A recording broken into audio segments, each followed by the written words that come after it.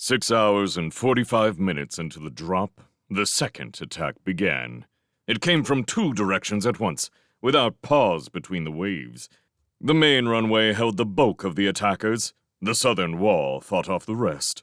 Altogether, there were half again as many ants the second time. Wave after wave after wave. It didn't help. The ants were running into instant death as before. It was brutal. It was ugly. It was short. Half an hour after the attack, the order came to go out for another specimen. Some lieutenant brought the message. Like Kent, Schoen had been absent for quite a while. Felix and Dominguez went alone, leaving Morleone and Ling on the wall. There were ample targets. They found several ants not only alive, but apparently uninjured. They were tangled in the bodies of their dead, strung like jungle undergrowth in their path. From this grotesque trap, they managed to collect 6 ideal samples and return to the walls in less than 5 minutes flat. They sent Ling into the bunker with the spines. Felix informed the gunnery crew chief about the live ants. Thereafter, warriors took turns manning the cannon for signs of movement. Great fun was had watching the ants extricate themselves painfully, only to have their exoskeletal hides boiled away after 2 steps. The 8th-hour order for Scouts Out meant, essentially, Felix and Railsmith. Since no activity, other than that among the dead and dying, had been sighted, they were sent ahead of the other scouts on a quick run, up the runway itself to the ridge for a sighting. Felix was automatically dubious, but he followed the predetermined route, leading Railsmith up the slope between the piles of dead and the edge of the maze. He took a lot more time than the brass had wanted, however. Surprises meant a lot more outside the fort than just a report to the command platform. He needn't have bothered. They found nothing at all until they reached the dorm itself, and little there. Only a handful of ants were in sight, wandering aimlessly about outside the entrance. Felix was sure they were spotted, but though 3 of the ants carried blasters, no effort was made to attack them. "Hard times in Antland," commented Railsmith with happy relief, while Felix reported the situation.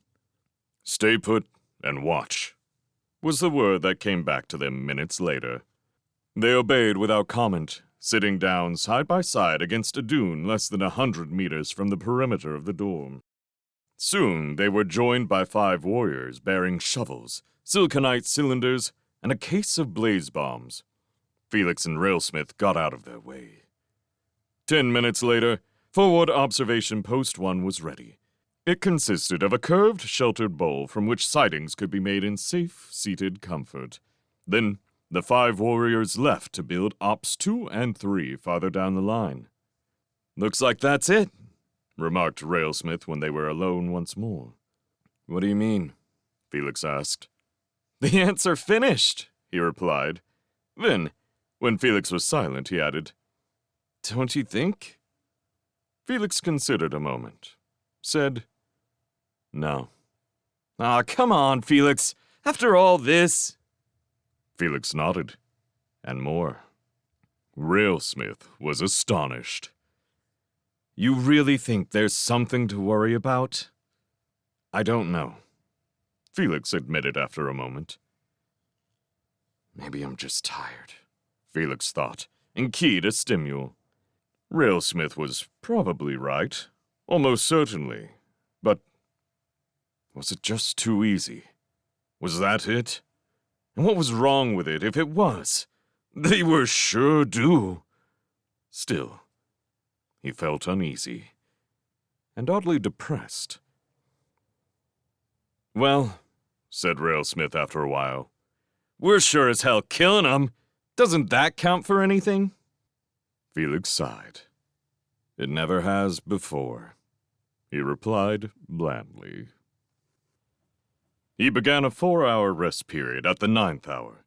By 9:05, he was inside the bunker, outside his suit, and under the shower.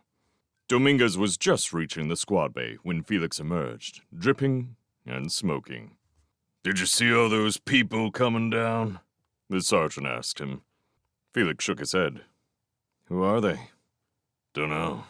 Not warriors, just pea suits. All-size pea suits at that. Felix nodded. Volunteers. For what? Asked Ling from the far bunk. Felix shrugged, smiled. Well, we're out of ants. Showen found him in the mess, stuffing his face. You'll get fat, she warned. Her face was glowing. He smiled. That's a deal. Look at this, she said, and slid a two-dimensional hard copy of a computer holo under his nose. Lovely, he said. She punched his arm. Bastard. It's an X-ray of a snip. Okay. It's from the last batch you collected. She leaned over and pointed with her index finger. Note these striations along the core. Here, too. He nodded. It looks cracked. Broken. Uh-huh. As though badly healed. But it's not. It's badly grown. He got it. It's working? He breathed. Yep. He looked at her smiling face. It's really working! He exclaimed. She laughed. It really is! Let's celebrate! He laughed as well. Walk on the beach? The poison is lovely this time of drop. I've got a better idea. Let's go to the old man's press tour. It's in the main hall. I've just been there, Felix. You should see it. It's jammed with reporters. He stared, remembering what Dominguez had said about the visitors. You're joking. Here? On Banshee? She gestured about them at the bunker walls. Well, hardly on Banshee. Come on. He did. There were over 300 people in the main hall. There were the liaison officers he had heard so much about, but never seen. Warriors rotated back inside for rest like himself. All manner of techs. And reporters. Reporters everywhere. They ran up and down the aisles between the vast sea of well-scrubbed faces and freshly cleaned jumpsuits, shaking hands and gossiping. There were hearty greetings and heartier reunions. Felix found that it bothered the hell out of him. Showen had found them seats up front, just behind the top brass and assorted VIPs. She plopped down beside him only after several cheerful exchanges with superiors she didn't bother introducing to him. He thought it was just as well.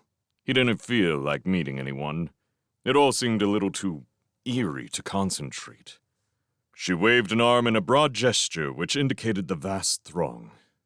Fleet's finest, she proclaimed. I believe you, he said seriously. Too seriously. She glanced sideways at him. What's wrong? He frowned. I'm not sure. She was irritated. You're not still sneering at us, are you? We did it, didn't we? What else do we have to do to prove our competence? He met her bitter gaze. It's not that, he tried. She sniffed. I should hope not. Let me tell you something, Felix. Some of the finest minds of man are in Fleet. Some are in this room now. Somewhere, deep within him, a bell rang. He sat forward in his chair. That's it, he whispered excitedly. What's it?